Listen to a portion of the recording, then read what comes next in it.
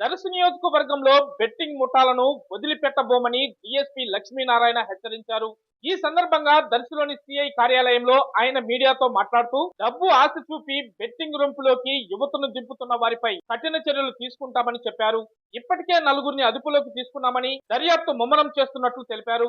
అలాగే యువతకు వారి తల్లిదండ్రులకు కౌన్సిలింగ్ నిర్వహించడం జరిగింది. ఈ కార్యక్రమంలో వారితో పాటు దర్శి సిఐ వై రామారావు, ఎస్ఐలు, పోలీస్ సిబ్బంది తదితరులు ఈ కార్యక్రమంలో పాల్గొన్నారు.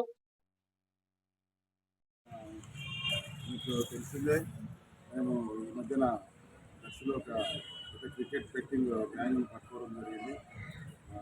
ఆ betting gang case Darsi CI Ramarao garu దర్యాప్తు చేస్తున్నారు. వాళ్ళని అరెస్ట్ చేసి కోర్టు కూడా పంపడం జరిగింది.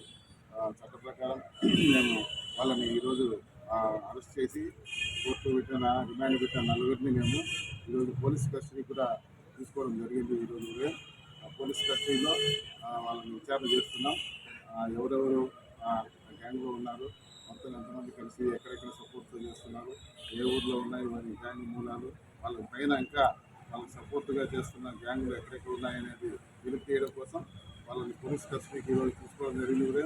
విచారణ జరుగుతుంది. మాకు ఆ విచారణలో మాకు తెలిసిన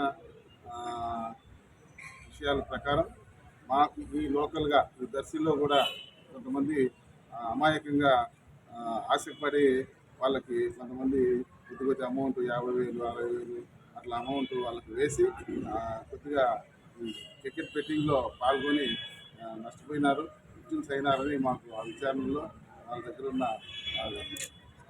ట్రాన్సాక్షన్ బట్టి మాకు తెలియడంతో అమాయకంగా మన లోకల్లో మన దర్శి ప్రాంతంలో వాళ్ళు అమాయకంగా ఈ మోసపోయి అత్యాశకు పోయి ఈ క్రికెట్ బెట్టింగ్ వాళ్ళ యొక్క వలలో పడిపోయి నష్టపోతున్నారనే ఉద్దేశంతో వాళ్ళని మంచి మార్గంలో నడిపించాలనే ఉద్దేశంతో మా ఎస్పీ గారు చెప్పిన సలహా సూచన మేరకు వాళ్ళందరినీ ఈరోజు గుర్తించి ఈరోజు మా దర్శి కలెక్టర్ ఆఫీస్కు పిలవడం జరిగింది.